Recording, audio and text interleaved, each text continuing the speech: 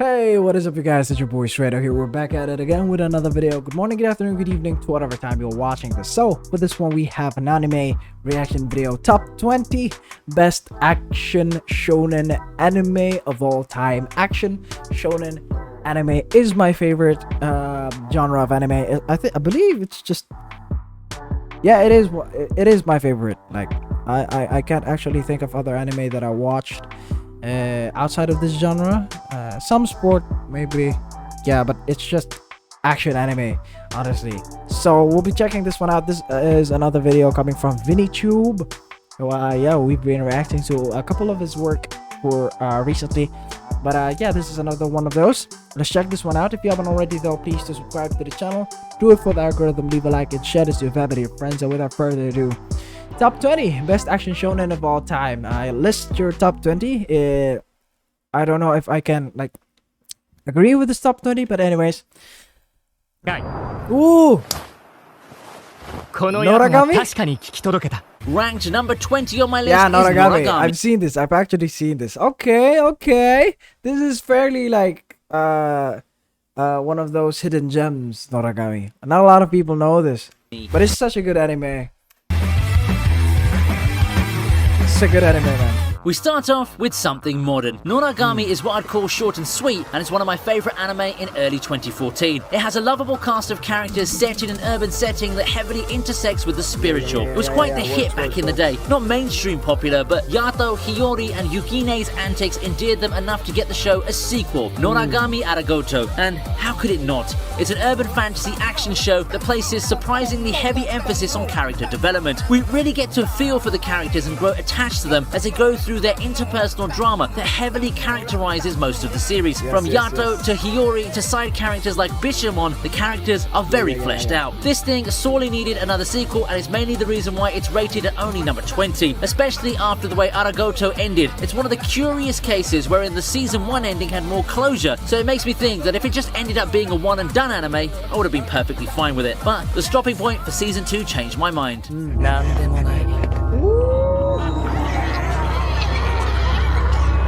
I'm waiting for season 3 though. Number 19, we go to a classic favourite, Dragon Ball Z. I'm surprised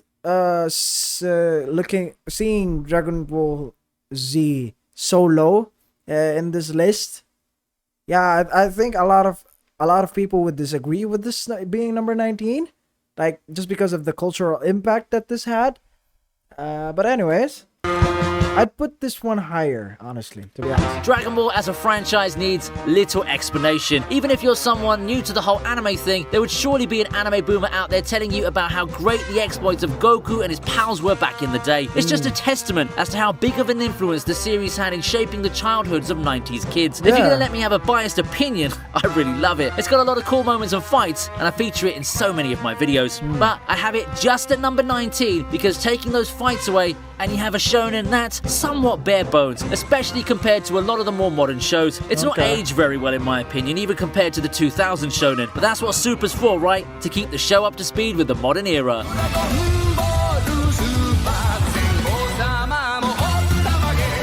Okay. Claymores. Here's a niche title for the number 18th rank, A very Claymore. gory one as well. I legitimately wonder how many people have watched Claymore in 2022. Not a lot, I assume. Even back in its day, it was quite the niche title, even as it's a product of Shonen Jump. It takes place in a medieval land that's plagued by shape-shifting demons called Yoma, and the ones standing in their way are female warriors who are also part Yoma, called Claymores by the public. It's a show that I enjoyed, and I think a lot of people would like it. It has an interest. For some time, actually, I was confused that this was Berserk, but Berserk was another anime. Yeah. Premise, strong characters like the Claymores who have it kind of looks a lot like Berserk. Their share of action scenes to shine in, and a lot of great fighting too. However, I take points away from the anime because of how it seems so unfinished as an adaptation. The production values haven't aged too well either. Black Clover bursts its way into rank 17. Okay, Asteroid. Here's something most of you are familiar with. I feel that the mystique in Black Clover has a lot to do with its world and magic system. It's always interesting to watch a battle shonen with such a particular edge with its characters, its spells, and the overall way it handles its fights. It's very immersive when the ball got rolling, and while the production quality has been inconsistent due to its long-runner nature, it hits the mark when it comes to moments that matter. Sorry, Dean's 7 Deadly Sins. I personally admire Black Clover and its fans. The anime is the subject of much criticism early on in its run, but the fans have stuck with it and got rewarded with one of the better new-gen and immersive shonen long-runners. It's the true embodiment of a journey that pays off, a meta-parallel to Asta's underdog story from laughingstock to hero, ironically. Black Clover is one of those animes that has some really stale, like couple of few episodes, and then it ramps up and then it gets stale again. But the newer episodes aren't that stale, honestly. It's just the earlier ones. You have to like it's kind of like a marathon at the earlier parts. In 16th place, we go back to the Sengoku period with Dororo. Doro. I would place this one higher. I like the artwork, the fucking animation, the whole story behind it. It's just sick. It's so sick. It's amazing. It's one of those hidden gems that not a lot of people know about. Yeah. Dororo isn't a new series. In fact, if we take everything I've talked about so far, Dororo is the oldest series. Its first anime dating back to the end of the 1960s. It's also one of Osamu Tezuka's popular works, which is why it got a modernized version. Among the modern remakes of old titles such as Bem, it's the one that ended up being the best for me. The story of Hyakimaru fighting demons and finding his humanity through the journey has been beautifully captured in the modern version. Crisp fighting scenes, pretty visuals that capture the essence of the rural Sengoku era, a lot of emotional moments, and a story that keeps you wanting more. I didn't hear much noise on Dororo when it was first airing, and I think that a lot of people missed out on a great 2019 show. Then again, it's a show that had the first Kaguya, Quince, and Shield hero in it, not to mention the only Promised Neverland anime. Yeah, the only one. World Trigger. Ranked 15 is World Trigger. Okay. Haven't seen this one actually.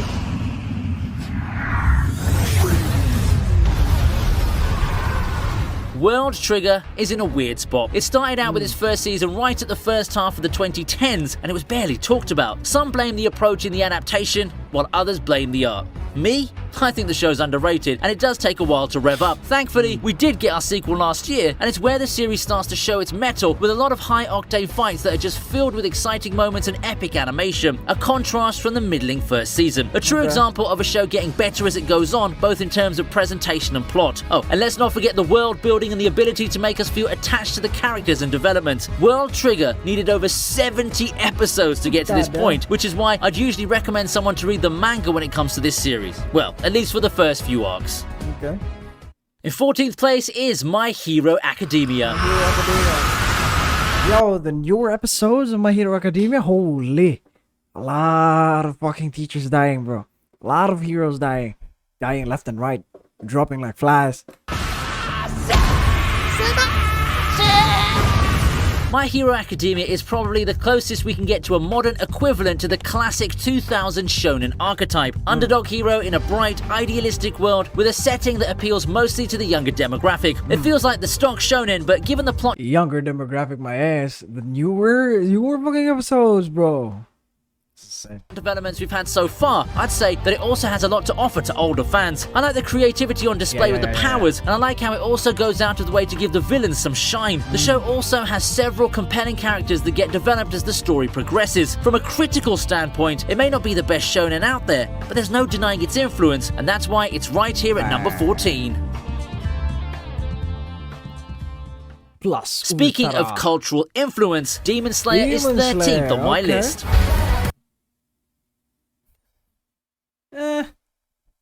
I think I could have put my Hero Academia and this one just a tad bit higher, but I can understand. I can understand.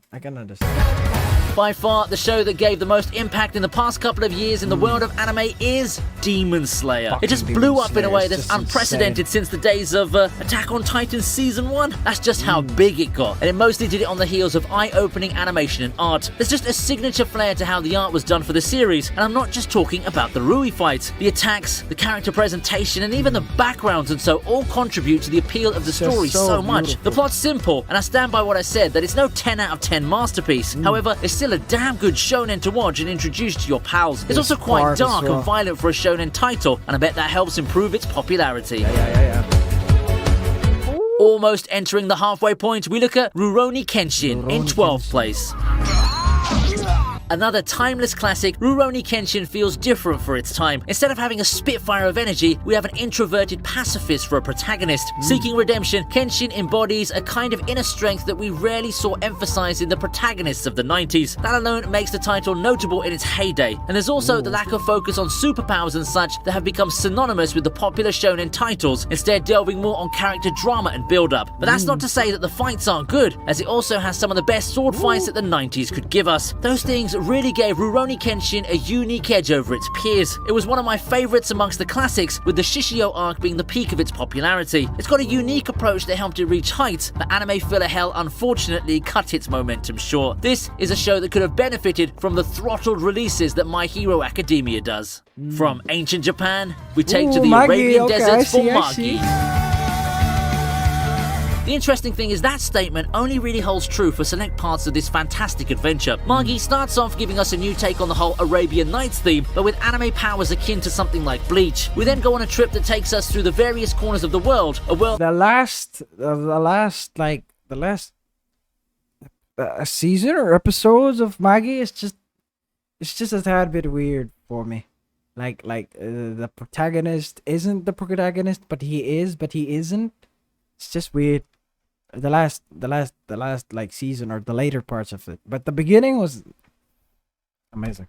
that happens to mirror parts of the real world actually, like ancient Rome, China, or the Indian islands. Maggie, for all the fantastical elements, does feel like a shonen that hits closer to home. The main appeal is the powers and the adventure for me, but it's also got its chance to show off its metal in other aspects that we rarely see get this much focus in shonen, such as politics and philosophy. Not to say that the anime is some too deep for you show because it talks about politics. At the end of it all, it's mainly just a bright, idealistic shonen that's mainly about the trip. The ride as Alibaba and Aladdin learn more about the worlds and grow through their interactions with people from all backgrounds. It's a definite recommendation for me.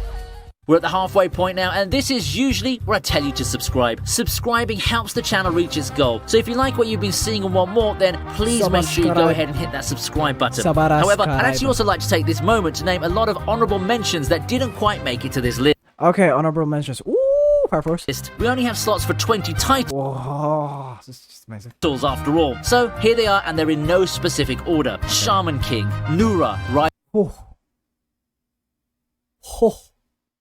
I don't know about you guys, but this is one of the very first anime that I've ever watched and that I've actually finished.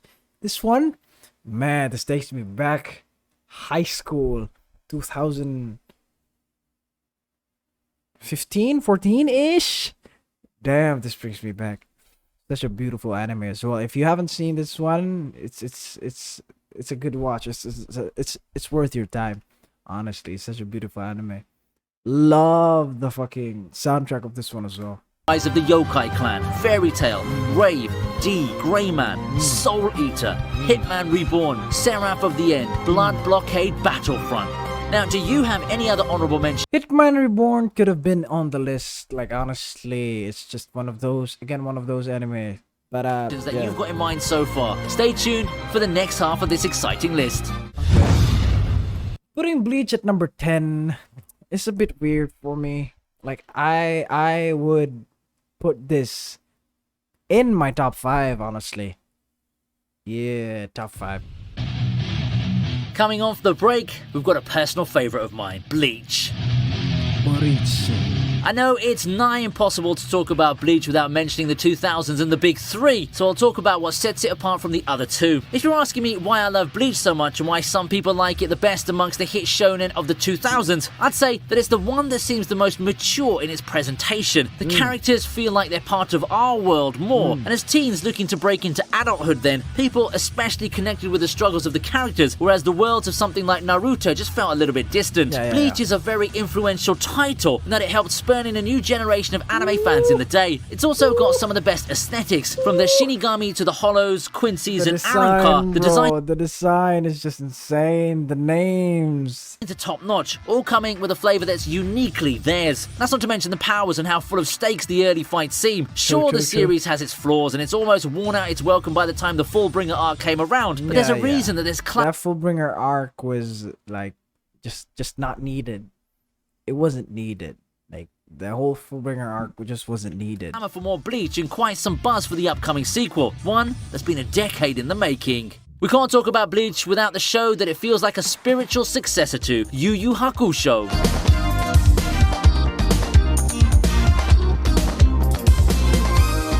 Urban fantasy setting, ragtag group of comrades that fight and have adventures in the spiritual realm, and a protagonist who gets involved in the spirit realm thanks to contact with the supernatural. It's easy to see why people call Bleach a spiritual successor to Yu Hakusho. In a lot of ways, the two are the same, yet they are quite different. Yu Hakusho does have a lot of merits. The fighting feels well constructed, and it's got outstanding humor and depth for what people could easily pass off as your everyday supernatural battle shonen. It may not have the same level Bleach has in terms of flashiness, the stylishness and complicatedness of the fights and powers later in the story, but Yu Hakusho feels just as rounded as a series. It has arcs that feel simpler but philosophical and just as engaging and enjoyable. If you like one of the two, chances are you like the other as well. We then move to 8th place, where the second member of the Jump Big Three. 8?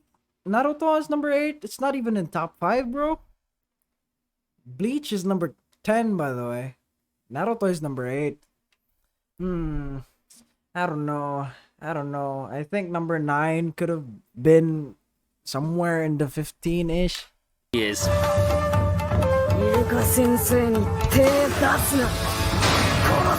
It seems to me that among the anime fans of the 2000s, there's no title as influential to them becoming aware of the medium than Naruto. It was big back in the day, back when there wasn't much internet access and online communities to grow. It felt like the flagship title of that era, and for good reason too. What's not to like about Naruto? Assuming you're someone who's clueless about the medium. It's got a plucky underdog story, a unique take on the concept of ninjas for its time, some very nice life lessons to be learned, even though border more on idealistic than realistic. It's no surprise that the show has influenced a whole generation of fans. As for me, I found myself captivated by the interesting world and the growth of our protagonist. Following orange jumpsuit era Naruto through his journey into the world's greatest hero by the time the story ends is an ode to the journey that we all take growing up, and the way 500 episode anime. 500 episode anime.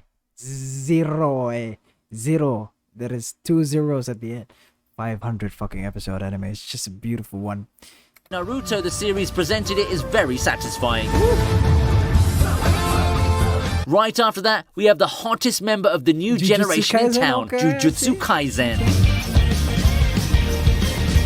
If there's an embodiment of style in the world of battle shonen the same way Bleach was in its day, it's got to be JiuJitsu Kaizen. The series just screams edgy and cool, and there's no better way than to show that than to have some of the best fight sequences in modern shonen. It's got a lot of moments to remember thanks to the superb production quality, and we can tell that MAPPA gave their all with this. It's a very fun experience watching JiuJitsu Kaizen overall. Like Demon Slayer, I call this a middle-of-the-road show that's infinitely elevated by production quality, but it's got a lot of great moments to remember it for. Almost everything Gojo does, a lot of the fights in the Kyoto Goodwill arc, the main character's personal highlights like Megumi's moment in the last few episodes, it's a show that's very accessible for everyone, and there's a lot to like. And at the end of the day, if you're going to ask a casual watcher or someone looking to get into the medium, that's what matters the most for a shonen anime, right?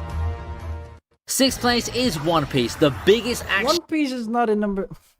One Piece, Naruto, and Bleach isn't in the top 5. I don't know, it's just weird for me. Just weird for me, bro. I'm guessing fucking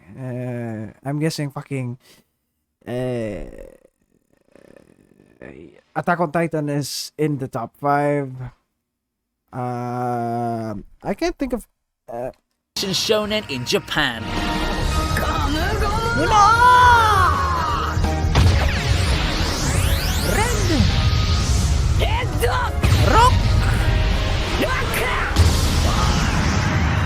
One Piece to me is the show that represents endless possibilities. Just as it has a setting tailor-made for the series to go on indefinitely, One Piece is the action shonen that is made to be full of surprises. There's just so much that can be done in the world of One Piece, and through several arcs and adventures that Luffy and the group have gone through, I found myself cherishing a lot of them. Those excited cheers of triumph in the heat of epic battles, those dramatic moments that pull both mine and the characters' hearts, and the sheer anticipation of what comes next. I'll never forget them. Watching it all can be a daunting task, but I promise that the journey is worth it. When you get to the key moments, make sure to let it all sink in and be amazed at how powerful a title that looks so cartoony can be in touching the hearts of millions of people in the world. Oh, and trust me, if this was a manga list, it would have been a lot higher. Unfortunately, like some other long-running anime on this list, it suffers from inconsistent animation and pacing issues due to the addition of in-canon fillers. That's why I recommend you watch the One Piece version, which will save up a lot of your time.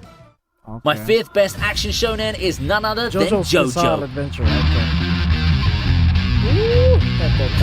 JoJo is an anime that's been helped by the internet. I mean, the series has become quite ubiquitous with meme culture and the internet side of the anime fandom. Without the help of those, I doubt the franchise would have exploded the way it did, but I am very thankful for that. Because for all the craziness and the over-the-top elements that's in it, JoJo is a well-thought-out battle shonen. The way the seasons connect with each other and take us through generations of characters is something that amazed me when I first stumbled upon it. It's also the poster child for wild, dumb fun in the world of anime. Almost nothing indicates that the series takes itself seriously, but it's what makes it special and allows it to deliver some of the most memorable moments in anime, such as the 7-page Muda, amongst others.